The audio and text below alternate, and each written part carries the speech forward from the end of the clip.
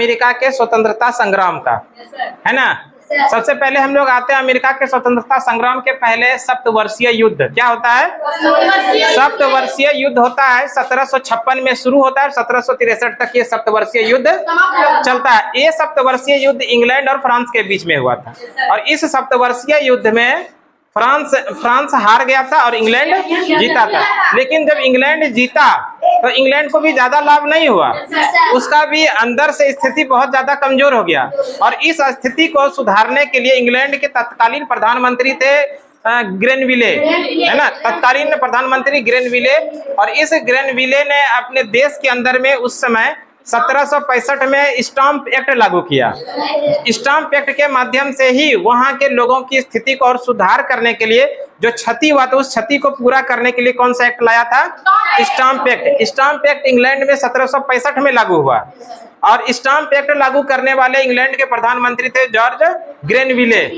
ग्रेनविले ने ही stamp act लागू किया। और जो सप्तवर्षीय युद्ध में जहां पर फ्रांस की हार होती है, उसी फ्रांस की हार से देखकर अमेरिका की स्वतंत्रता संग्राम की एक नींव पड़ती है। अमेरिका की स्वतंत्रता संग्राम की क्या होती है? एक नींव पड़ती है। और स्वतंत्रता संग्राम, अमेरिका स्वतंत्रता संग्राम की बात करें तो दूसरा फिलाडेल्फिया का सम्मेलन होता है, फिलाडेल्फिया शहर में दूसरा सम्मेलन, और ये होता है 4 जुलाई 1776 को। कब होती है? 4 जुलाई 1776 को जब दूसरा फिलाडेल्फिया का सम्मेलन होता है। इसी सम्मेलन से अमेरिका के स्वतंत्रता संग्राम की शुरुआत होती है ना। और अमेरिका स्वतंत्रता संग्राम की घोषणा पत्र जो तैयार किया था थॉमस जेफरसन ने शुरू किया था। और अमेरिका के स्वतंत्रता संग्राम जब शुरू होता है उसके बाद एक संधि होती है जिसका नाम है पेरिस की संधि।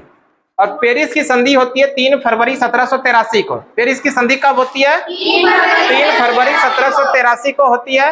और इसी पेरिस की संधि के द्वारा अमेरिका के स्वतंत्रता संग्राम की समाप्ति होती है ना। लिखे अमेरिका का स्वतंत्रता संग्राम समाप्त हुआ किस संधि के द्वारा? पेरिस की संधि के द्वारा। पेरिस की संधि हुई थी 3 फरवरी 1783 को। आगे बात करते हैं। उसके बाद जो है अमेरिका का संविधान का निर्माण होता है। अमेरिका के संविधान का निर्माण 1787 में हुआ था। याद रखेंगे अमेरिका में जो संविधान का निर्माण हुआ ये कब होता है? 1787 में, लेकिन लागू होता है 1789 में। सीधा सवाल आपसे पूछा जाएगा, बताइए अमेरिका का संविधान किस वर्ष लागू हुआ? तब हम आंसर करेंगे 1789। जबकि निर्माण की बात करेगा तब करेंगे 1700। और इस तरह से जब अमेरिका का संविधान लागू होता है उसके बाद जो है अमेरिका के राष्ट्रपति बनते हैं। और इस तरह से अमेरिका के प्रथम राष्ट्रपति जो बनते हैं वो बनते हैं जॉर्ज वाशिंगटन। याद रखेंगे अमेरिका के प्रथम राष्ट्रपति कौन बने? George Washington. अगर हम लोग बात कर लें अमेरिका के वर्तमान में राष्ट्रपति कौन है तो इसको भी याद रखना चाहिए। जो बाइडेन भाई साहब अभी अमेरिका के वर्तमान में राष्ट्रपति है ना। तो इसके अलावा एक सवाल और जरूर याद रखिएगा। अभी हम लोग चर्चा कर रहे थे फ्रांस की राजधानी पेरिस, है ना, पेरिस का सम्मेलन। और ये जो पेरिस है, पेरिस फ्रांस की राजधानी है जो सीन नदी के किनारे है। किस नदी के किनारे है? सीन नदी। और आप लोग एक खेल का नाम सुने होंगे, ओलंपिक खेल। ये ओलंपिक खेल प्रत्येक 4 वर्ष के अंतराल पे होता है। पिछली बार जो ओलंपिक के खेल हुआ था वो जापान की राजधानी टोक्यो में हुआ था जो 32वें नंबर का था। और 33वें नंबर का जो ओलंपिक के खेल का आयोजन किया जाएगा यही फ्रांस की राजधानी पेरिस में किया जाएगा।